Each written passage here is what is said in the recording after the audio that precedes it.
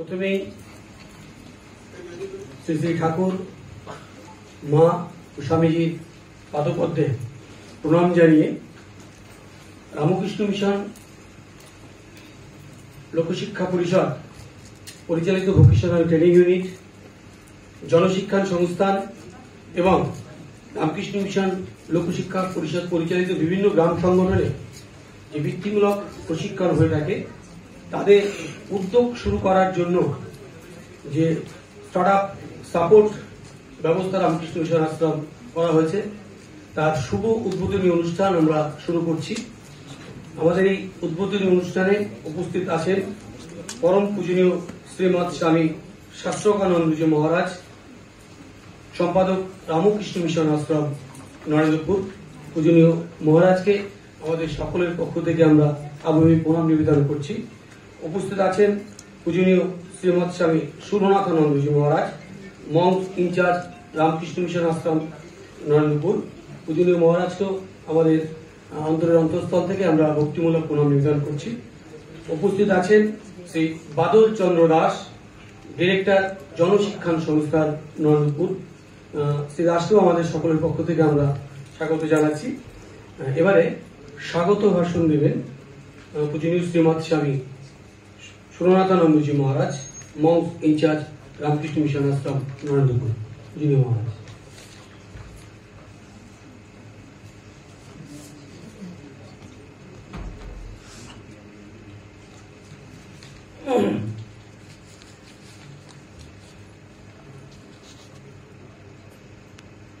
ओम असतो मा सद्गमय तमसो मा ज्योतिर्गमय मृत्योर्मा मृतंगमय। ओम शांति शांति शांति हरि ओम। ओम जननीं शारदां देवीं रामकृष्णं जगद्गुरुं पादपद्मे तयो सित्वा प्रणमामि मुहुर्मुहुः। আজকে আমরা স্টার্টআপ প্রোগ্রামে সাপোর্ট প্রোগ্রামে আমরা সকলে উপস্থিত হয়েছি। এখানে উপস্থিত আছেন আশ্রম সম্পাদক এবং লোকশিক্ষা পরিষদের ডাইরেক্টর শ্রীমৎ স্বামী শাস্ত্রজ্ঞানন্দজি মহারাজ, ওনাকে আমার ভক্তিপূর্ণ প্রণাম জানাই। উপস্থিত রয়েছেন জনশিক্ষণ সংস্থানের ডাইরেক্টর বাদলচন্দ্র দাস, ওনাকে আমার শ্রদ্ধা নমস্কার জানাই। উপস্থিত রয়েছেন আমাদের এই লোকশিক্ষা পরিষদের এবং জনশিক্ষা সংস্থানের বিভিন্ন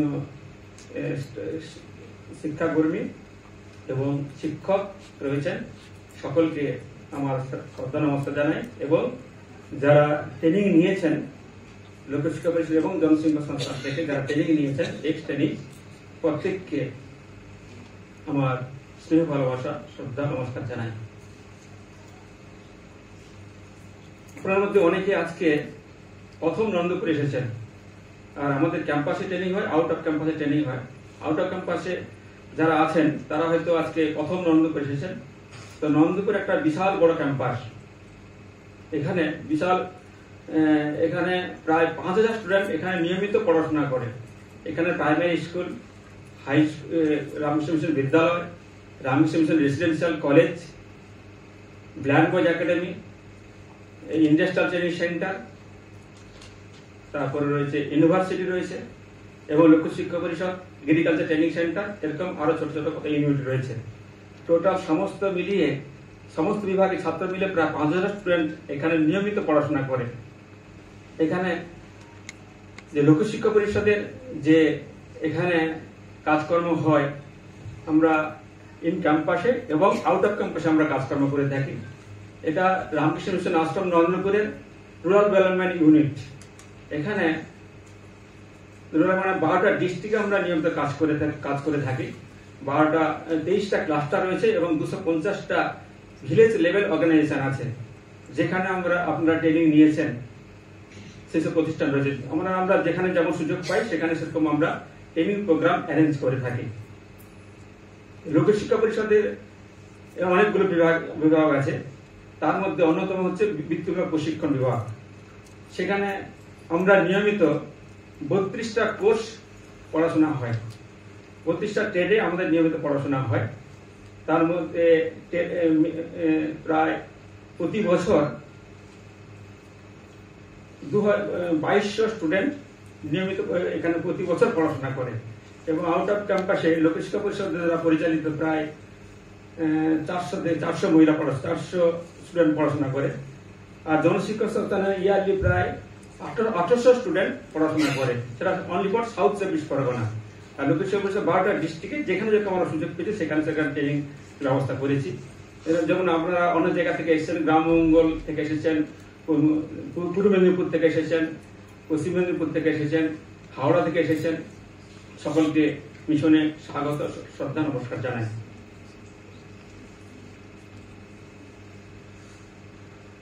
এই লোকশিক্ষা পরিষদ এবং জনশিক্ষা সংস্থান বিগত কয়েক দশক ধরে এই বৃত্তিমূলক প্রশিক্ষণ দিয়ে আসছে।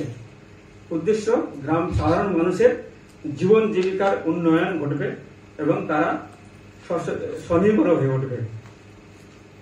দক্ষতা, স্বাবলম্বন এবং আত্মসম্মান, সেই জন্য রামকৃষ্ণ মিশন দীর্ঘদিন ধরে এই ট্রেনিং গুলো দিয়ে আসছে যাতে প্রত্যেকে স্বনির্ভর হয়। যেমন একটা কথা প্রচলিত, ওমেন এম্পাওয়ারমেন্ট, মহিলা সশক্তিকরণ, তার জন্য রামকৃষ্ণ মিশন অনেক বছর ধরে কাজ করে চলেছে। এখানে নন্দপুরে যে বৃত্তিমূলক প্রশিক্ষণ আমরা পরিচালনা করি সেখানে বললাম 32টা কোর্স পরিচালিত হয়। তারপর মহিলারা প্রায় 13টা 15টা কোর্সে অংশগ্রহণ পার্টিসিপেট করে।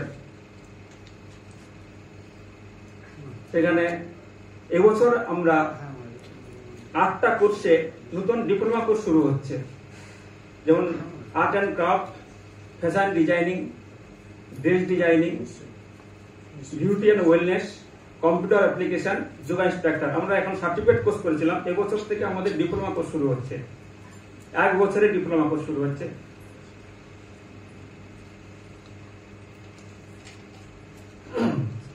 এই যে আমরা সকলে এসেছেন এই স্টার্ট আপ প্রোগ্রামে, এবছর আমরা যেরকম ফান্ড পাই আমরা সবাইকে স্টার্ট আপ সাপোর্ট করে থাকি। এবছর আমরা মিশন থেকে বড় ধরনের সাপোর্ট দেওয়া হচ্ছে। এবছর প্রায় 400 জন মহিলাকে স্টার্ট আপ সাপোর্ট করবো আমরা।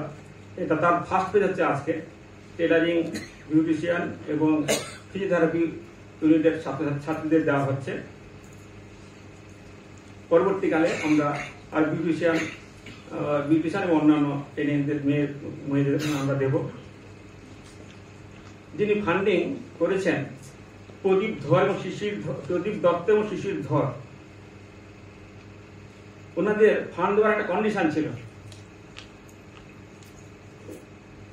কেবলমাত্র মহিলাদের ক্ষেত্রে এই টাকাটা খরচা করতে হবে, তাদের জীবন জীবিকার উন্নয়নের জন্য। তারা যাতে জীবন জীবিকার উন্নয়ন করতে পারে, এই জন্য তাদের জন্য এই টাকাটা খরচা করতে হবে। স্বামীজি মনে করতেন পরিবার উন্নত করতে হলে, সমাজকে উন্নত করতে হলে আগে চাই মহিলাদের উন্নতি। তার জন্য আমাদের কত রকম পরিকল্পনা নেওয়া হচ্ছে এবং করা চলছে। এই প্রসঙ্গে ঠাকুরের একটা কথা বিশেষভাবে উল্লেখযোগ্য।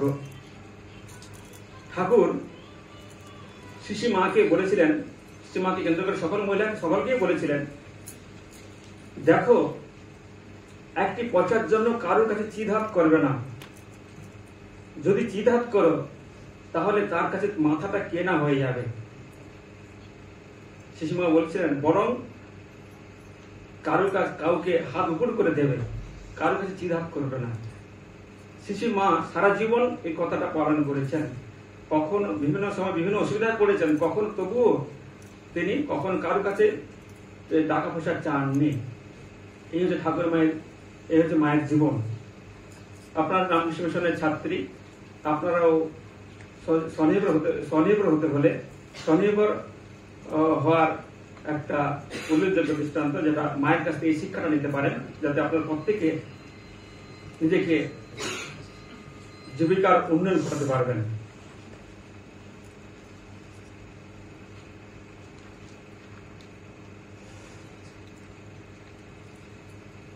আমরা যে স্কিল ট্রেনিং এখানে যেটা দেওয়া হয়, স্কিল ট্রেনিং এর মূলত তিনটা ভাগ আছে: সফট স্কিল, হার্ড স্কিল এবং এন্টারপ্রেনারশিপ স্কিল ডেভেলপমেন্ট। এই তিনটা স্কিল পেলে তবে একজন ট্রেনিং সম্পূর্ণ হয়। আমরা এখানে লোকশিক্ষা পরিষদের ট্রেনিং দেওয়ার পরে আরো দুটো ট্রেনিং আমরা দিই, সফট স্কিল ডেভেলপমেন্ট এবং entrepreneurship development. Soft skill development মানে কি? কর্মকুশলতা বৃদ্ধি।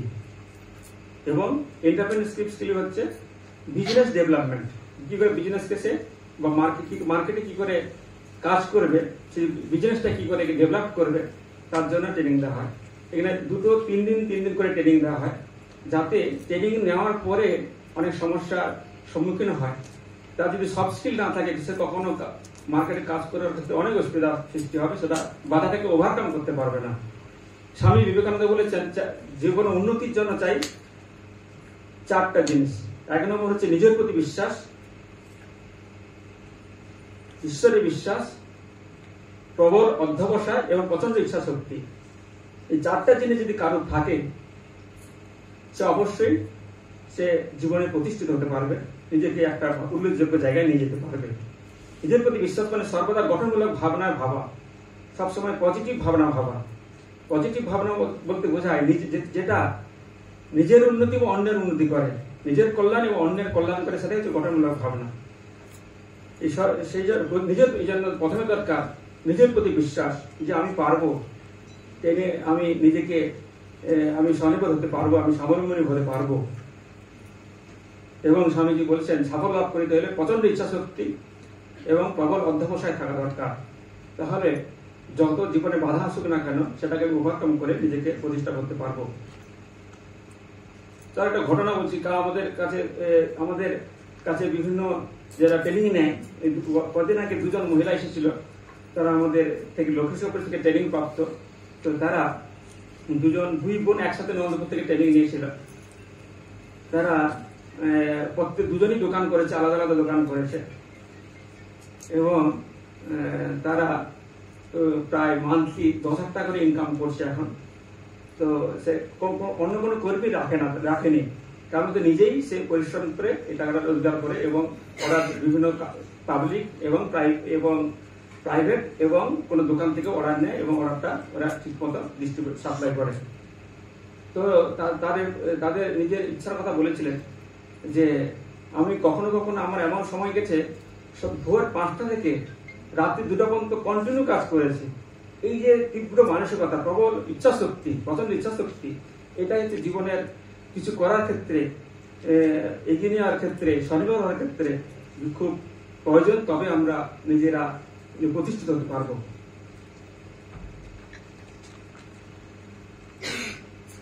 নিজেদের আপগ্রেডেশনের জন্য সচেষ্ট থাকতে হবে।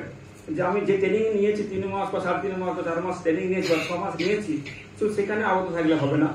আমরা এর বাইরে আরো কি শেখা যায়, এবং সেই ট্রেনিংটাকে আরো কি করে ডেভেলপ করা যায়। যেমন এর বাইরে রয়েছে ফ্যাশন ডিজাইনিং, ডে ডিজাইনিং, বা তারপরে বাটিক অ্যান্ড টাই ট্রেনিং, এইসব অনেক রকম সেই ট্রেনিংটাকে আরো বেশি এগিয়ে নিয়ে যাওয়া যায়। যদি আমরা আরো অনেক অ্যাডভান্স লেভেলে ট্রেনিং করি, তবে আমরা সেটাকে আরো বেশি কাজ করতে পারবো, এবং আরো বেশি অর্ডার নিয়ে আরো বেশি কাজ করতে পারবো।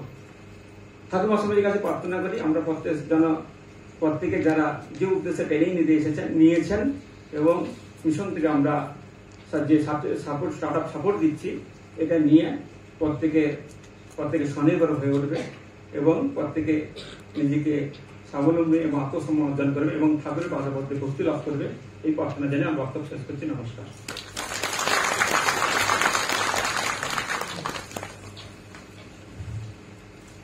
স্বাগত ভাষণ রাখেন পূজনীয় সোমনাথনন্দজি মহারাজ। পূজনীয় মহারাজকে আমাদের সকলের পক্ষ থেকে আমরা ধন্যবাদ জ্ঞাপন করছি।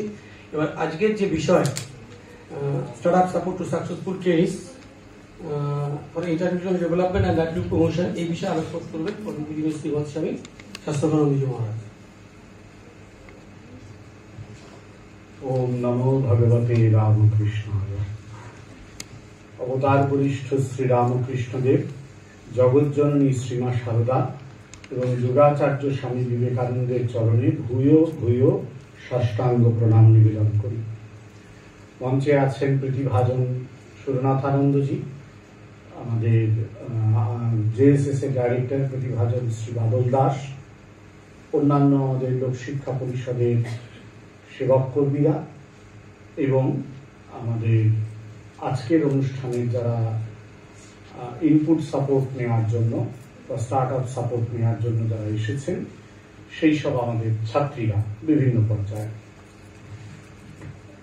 দেখুন, আমাদের দেশে বা আমাদের সমাজে, বাংলার ক্ষেত্রে তো বটেই, একটা সবচেয়ে বড় সমস্যা যে আমরা অনেক কিছুই শিখি কিন্তু সেটাকে কাজে প্রয়োগ করতে পারি না। এটা এক। 2 নম্বর সমস্যা, আমরা যা শিখলাম সেটা অনেক ক্ষেত্রেই ভুলে যায়। আর 3 নম্বর সমস্যা, যে বৃত্তিটা আমরা শিখলাম, আমরা সেই বৃত্তিতে লেগে না থেকে, মানে সেই বৃত্তির মাধ্যমে যে ট্রেনিংটা আমরা নিলাম, সেই ট্রেনিংটাকে কাজে না লাগিয়ে আমরা অন্য ট্রেনিং এর দিকে অন্য কিছু করবার কথা ভাবি। এইটা আমাদের দেশের সমস্যা, সে সমস্যা আমাদের রাজ্যেও আছে। তার একটা কারণ সবাই বলেন যে একটা ট্রেনিং পাওয়ার পরে কাজ করবার জন্য উপযুক্ত সহায়তা আমরা পাই না। যে কোনো প্রশিক্ষণ বা যে কোনো শিক্ষা লাভের পরে আমাদের 2টো পথ খোলা থাকে। এক, কেউ আমাকে চাকরি দেবে, আর 2, আমি নিজে উপার্জন করব। যখন কেউ আমাকে চাকরি দেয়, কোনো সরকার বা বেসরকারি সংস্থা, তখন তাদের দায়িত্ব পড়ে যায় যে আমি যে জিনিসটা জানি সেই জিনিসটাকে কাজে লাগিয়ে তারা কতটা লাভ করতে পারে, সেই লাভ থেকে কিছুটা অংশ যারা চাকরি করে তাদের মধ্যে তারা ভাগ বাটোয়ারা করে দেয়। কিন্তু যদি আমি নিজে স্বাবলম্বী হয়ে আমি নিজে কাজ করি, অন্যকে চাকরি না দিয়ে আমি নিজে যদি চেষ্টা করি, তাহলে স্বভাবতই কাজের যে উৎপাদন প্রক্রিয়ার পরে যেটা আমার, মানে কাজের পরে, উৎপাদনের পরে যেটা আমার কাছে আসে লভ্যাংশ, সেটা আমারই থাকে। আমাদের পৃথিবীতে একটা সময়ে, আমাদের দেশে একটা সময়ে এই চাকরির উপর নির্ভরশীলতা ছিল খুব বেশি, কিন্তু সময় পাল্টে গেছে। সারা পৃথিবী জুড়েই এখন স্বাবলম্বনের গুরুত্ব বেড়েছে। আর ছোটবেলা থেকে আমরা স্বাবলম্বী হওয়ার কথা শুনে এসেছি, কিন্তু আমাদের কর্মজীবনের ক্ষেত্রে এটার গুরুত্ব রয়েছে, জীবন জীবিকা অর্জনের ক্ষেত্রে। সেটাকেই এখনকার পরিভাষায় বলা হচ্ছে এন্টারপ্রেনিউরশিপ। মানে আমাকে আপনাকে, আমি যে প্রশিক্ষণটা পেলাম বা নিলাম, তার ভিত্তিতে আমাকে আপনাকে কিছু একটা করতে হবে, নিজে থেকে করতে হবে। এই নিজে থেকে করবার জন্য আমি প্রশিক্ষণটা পেয়েছি। সুতরাং স্ব উদ্যোগ বা এন্টারপ্রেনিউরশিপ একটা খুব গুরুত্বপূর্ণ বিষয় আজকালকার দিনে। এতে হয় কি, ধরুন আপনারা সবাই একটা পরিবারে আছেন, কেউ সেই পরিবারের কন্যা, কেউ স্ত্রী, কেউ মা বা অন্য কোনো ভূমিকায় আছেন।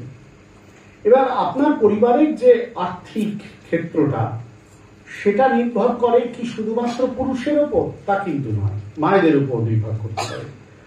এবং সেটা কি কেবলমাত্র নির্ভর করবে কোন সরকারি বা বেসরকারি সংস্থার উপর? তা নয়, আপনার উপর নির্ভর করতে পারে। একজন চাষি নিজে জমিতে চাষ করে ফসল ফলান, বিক্রি করেন, নিজেও খান, বিক্রি করেন। তার মানে তার নিজের পরিশ্রমের যা কিছু উৎপাদন হলো সেটার ভিত্তিতে তাঁরই লাভ হলো। সেরকম ঠিক একজন শিল্পে, স্বনির্ভরতায় উদ্যোগী যে কোনো ব্যক্তি, তিনি কিন্তু নিজেই উৎপাদন করতে পারেন। সেটা তার নিজের কাজেও লাগবে এবং সেটা কিন্তু ধীরে ধীরে সমাজের কাজেও লাগবে। এটা আজকালকার দিনে একটা খুব গুরুত্বপূর্ণ ক্ষেত্র হয়ে দাঁড়িয়েছে। আপনারা এইখানে যে ট্রেনিংগুলো নিয়েছেন, সেই ট্রেনিংগুলো পরে সেই কারণেই আমরা ভেবেছিলাম যে আমাদের কিছু আর্থিক ক্ষেত্র তৈরি হয়েছে, তার ভিত্তিতে এই জায়গাটায় আপনাদের যদি উৎসাহ দেওয়া যায়, সেই জন্যই আজকের এই আয়োজন করা হয়েছে। অনেকদিন আগে স্বামী বিবেকানন্দ যখন বিদেশে যাত্রা করছেন, তখন একজন বিখ্যাত মানুষ তাকে তিনি বলেছিলেন, সে বিখ্যাত মানুষটিও তার সঙ্গে ছিলেন জাহাজে সহযাত্রী, এবং তিনি বিদেশ থেকে একটা জিনিস আমদানি করবার জন্য যাচ্ছিলেন। তাকে স্বামীজি বলেছিলেন, আপনি বিদেশ থেকে এটা আমরা আমদানি করবো কেন, আমরা নিজেদের দেশেই তৈরি করবার চেষ্টা করি না কেন? এই কথাটা সেই ভদ্রলোকের খুব মাথায় লেগেছিল, খুব মনে খুব একটা স্পন্দন এনেছিল, এবং যার ফলে তিনি পরবর্তীকালে ভারতবর্ষে শিল্পের ক্ষেত্রে একটা বড় ভূমিকা নিয়েছিলেন, এবং তারই প্রতিষ্ঠিত শিল্প ইন্ডাস্ট্রি আজকে সারা ভারতবর্ষ কেন বিশ্ব জুড়ে ছড়িয়ে আছে। আপনারা টাটা গ্রুপের নাম শুনেছেন নিশ্চয়ই। এই টাটা গ্রুপের প্রতিষ্ঠাতা যে জামশেদজি টাটা, তার সঙ্গে স্বামীজির এই কথোপকথন হয়েছিল, এবং জামশেদজি খুব অনুপ্রাণিত হয়েছিলেন। এই সম্প্রতি ওরা একটা বই বার করলেন টাটা গ্রুপ থেকে, আমার সুযোগ হয়েছিল এবারে কলকাতা বইমেলায় ওই বইটি ওরা উদ্বোধন করলেন, আমিও ছিলাম সেই উদ্বোধন পর্বে। তা সেই বইটিতে ওরা বিস্তারিত লিখেছেন, টাটা স্টোরিজ নাম দিয়ে বইটি বেরিয়েছে, যে কেমন ভাবে জামশেদজি টাটা স্বামীজির দ্বারা অনুপ্রাণিত হলেন, এবং এই স্ব-উদ্যোগ, নিজেরাই উদ্যোগ নিয়ে কিছু তৈরি করব। এতদিন পর্যন্ত আমরা অপেক্ষা করে থাকতাম সরকার আমাদের চাকরি দেবে বা কোন সংস্থা আমাদের চাকরি দেবে, আমি নিজেকে চাকরি দেব, প্রয়োজনে আমি অন্যকেও চাকরি দেব। এই চেষ্টাটা কিন্তু আমার মনে হয় আজকে এই যে রামকৃষ্ণ মিশন আশ্রম নরেন্দ্রপুর থেকে আপনারা পাচ্ছেন, সেই চেষ্টাটাকে এগিয়ে নিয়ে যাওয়ার জন্য স্বামীজির ওই আদর্শকে সামনে রেখে। আপনারা হয়তো ভগিনী নিবেদিতার নাম শুনেছেন, সিস্টার নিবেদিতা, যাকে স্বামীজি নিয়ে এসেছিলেন রামকৃষ্ণ মিশনের কার্যাবলী এবং ভারতবর্ষের উন্নতির জন্য, বিশেষত ভারতবর্ষের মেয়েদের উন্নতির জন্য কাজ করবার ক্ষেত্রে। সিস্টার নিবেদিতা কলকাতা একটা স্কুল তৈরি করেছিলেন, এখন সেটা নাম আছে নিবেদিতা স্কুল নামে, খুব বিখ্যাত স্কুল সেটা। কিন্তু প্রথম যখন তৈরি করেছিলেন তখন সেই স্কুলে যারা শেখানো হতো তার মধ্যে একটা ছিল সেলাই। তার কারণ নিবেদিতার মনে হয়েছিল যে স্বামীজির কাছ থেকে এই আইডিয়াটা তিনি পেয়েছিলেন, এবং এই ধারণাটা আরেকজন তাকে দিয়েছিলেন, শ্রী শ্রী মা সারদা দেবী, যে মেয়েরা যদি নিজেদের হাতে কিছু তৈরি করতে পারে, নিজেদের রোজগার তারা নিজেরা করতে পারবে, সংসার চালনায় সেটা সুবিধা হবে এবং সেটা পারিবারিক যে আর্থিক ক্ষেত্র তাকে উন্নত করবে। সেই কারণেই মা শ্রীমা সারদা দেবী, যদিও সেই অর্থে তিনি শিক্ষিতা ছিলেন না, কিন্তু তিনি জয়রামবাটি গ্রামের অনেক মেয়েদেরকে বলেছিলেন যে তাড়াতাড়ি ছোটবেলায়, আগেকার দিনে বাল্য বিবাহ ছিল, যে এত তাড়াতাড়ি ছোটবেলায় বালক বয়সে বিবাহ, বালিকা বয়সে বিবাহ করে কি লাভ, তার চেয়ে নিবেদিতা স্কুলে গিয়ে তোমরা বরং এই সেলাই ঠেলাই শেখো, তাহলে নিজেদের কাজে নিজেদের কিছু রোজগার করতে পারবে। দেখুন সেই সময় দাঁড়িয়ে এটা ভাবা হয়েছিল, রামকৃষ্ণ মঠ ও মিশন এই ভাবনাটাকেই এগিয়ে নিয়ে যাচ্ছে, আজকে এটা তারই ফলশ্রুতি। আমরা যে প্রতি বছর এতটাই দিতে পারবো এমনটা হয়তো নয়, এবার আমাদের আর্থিক ক্ষেত্র রয়েছে সেই জন্য দিতে পেরেছি। ভবিষ্যতে যদি কোনো আর্থিক দাতা তারা এগিয়ে আসেন, আমাদেরকে অর্থ সাহায্য করেন, তাহলে আমরা চেষ্টা করব যে এইটা এগিয়ে নিয়ে যাওয়ার জন্য যতটা সম্ভব। এইটি আপনাদের কাছে, সেই জন্য আমাদের আজকের এই অনুষ্ঠানের পুরো তাৎপর্য।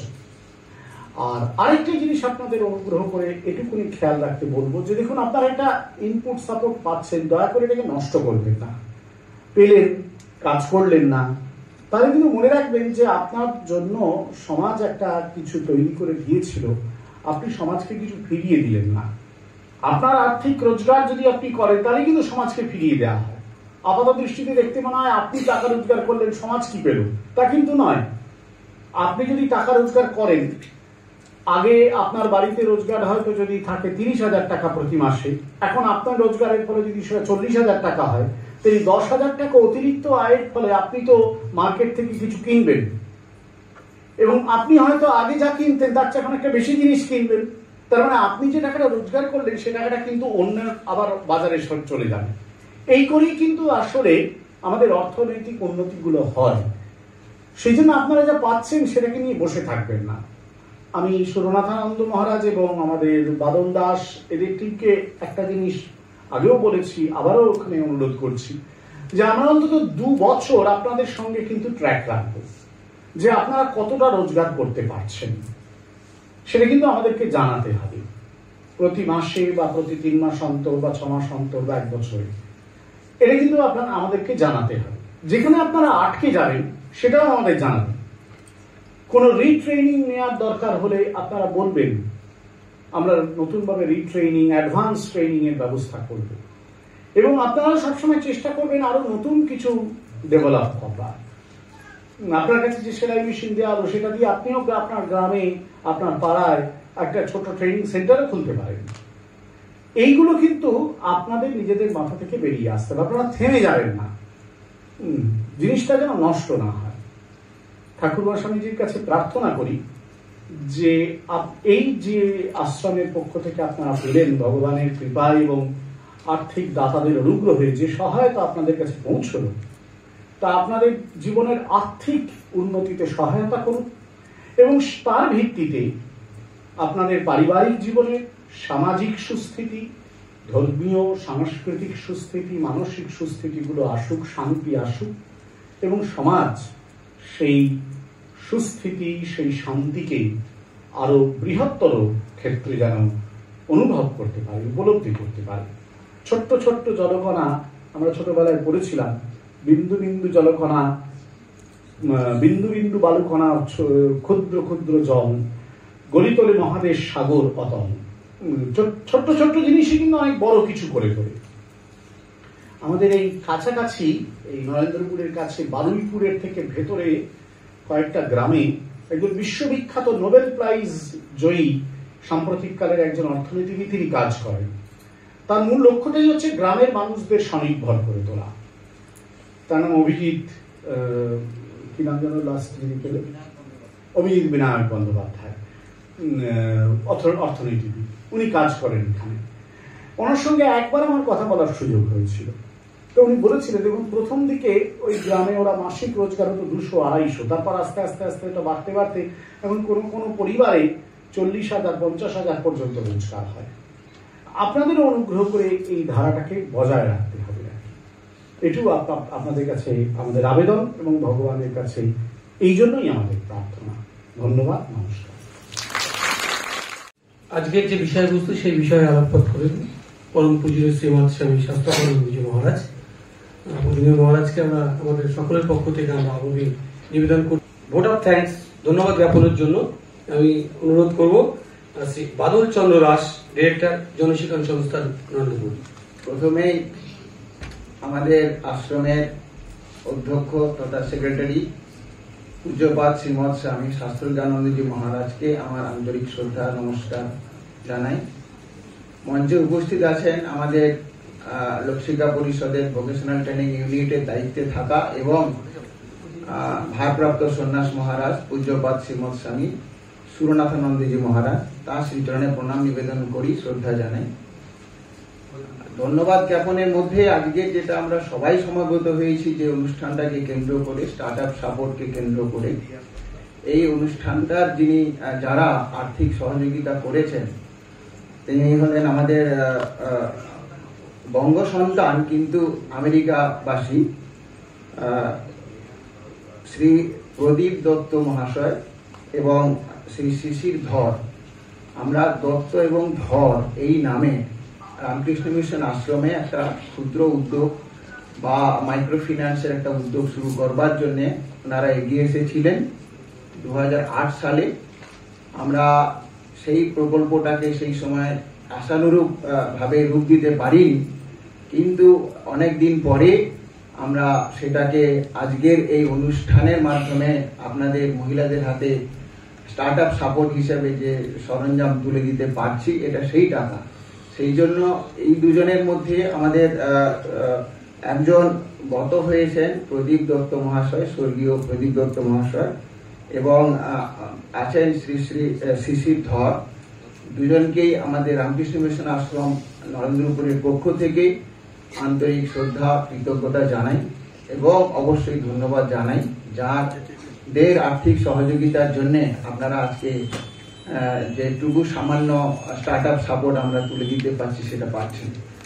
আমরা এই আর্থিক সহযোগিতা দেওয়ার জন্যে আমাদের রামকৃষ্ণ মঠ এবং রামকৃষ্ণ মিশন বেলুর থেকে এই সংক্রান্ত যে পরামর্শ এবং অনুমোদন পেয়েছি, সেই কারণে আমরা রামকৃষ্ণ মিশন আশ্রম নরেন্দ্রপুরের পক্ষ থেকে বেলুর মঠের প্রতি আমাদের আভূমি শ্রদ্ধা নমস্কার জানাই।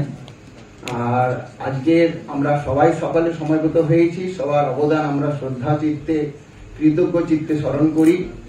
কিন্তু আজকে আপনাদেরকে এখানে উপস্থিত হওয়া এবং আপনাদের বেছে নিয়ে আসার পেছনে যারা এগিয়ে এসেছেন, আমাদের রামকৃষ্ণ মিশন লোকশিক্ষা পরিষদ অনুমোদিত বিভিন্ন গুচ্ছ সমিতির কর্মকর্তাগণ, অনেক ট্রেনিং সেন্টার আছে আমাদের রামকৃষ্ণ মিশন লোকশিক্ষা পরিষদ এবং জনশিক্ষণ সংস্থানের ট্রেনিং সেন্টারের কর্মকর্তাগণ, যারা আপনাদের পেছনে আপনাদেরকে এখানে এগিয়ে আসার জন্য সাপোর্ট দিয়েছেন, তাদেরকেও আমাদের আশ্রমের পক্ষ থেকে আন্তরিক কৃতজ্ঞতা, শ্রদ্ধা এবং ধন্যবাদ জানাই। আর আমরা আজকে সবাই শ্রী শ্রী ঠাকুরমা স্বামীজির কাছে প্রার্থনা করি। আমি তো নিজেও মঞ্চে বসে বসে খুব আনন্দ পাচ্ছি দুটো কারণে। আপনারা যারা 3 মাস 4 মাস কিংবা 1 মাস 1.5 মাসের প্রশিক্ষণে রামকৃষ্ণ মিশনের সাথে যুক্ত হয়েছিলেন, আজকের এই উদ্যোগের মাধ্যমে শ্রী শ্রী ঠাকুর মা স্বামীজি আপনাদের মাথার উপরে চিরকাল থাকবে, এই অঙ্গীকার নিয়ে আজকে আমরা ফিরে যাব। সেই জন্য ঠাকুরমা স্বামীজির কাছে প্রণাম করি, আমার শ্রদ্ধা জানাই এবং প্রার্থনা করি যে যেটুকু সরঞ্জাম আমরা নিয়ে যাচ্ছি, আমরা সরঞ্জামগুলোর মধ্যে যেন ভাবি যে এখানে আমার মা, আমার ঠাকুর, আমার স্বামীজি আছেন, যিনি আমাকে হাতে হাতে কিছু রোজগার করবার সুযোগ দিয়েছেন। সেইভাবে শ্রদ্ধা করে আমাদের পূজনীয় আশ্রম সম্পাদক মহারাজ যেটা বলেছেন যে আমরা সবসময় যেন জিনিসটাকে কাজে লাগিয়ে আমরা সেটাকে ব্যবহার করি। সবাইকে আমার প্রণাম, নমস্কার এবং শ্রদ্ধা জানাই।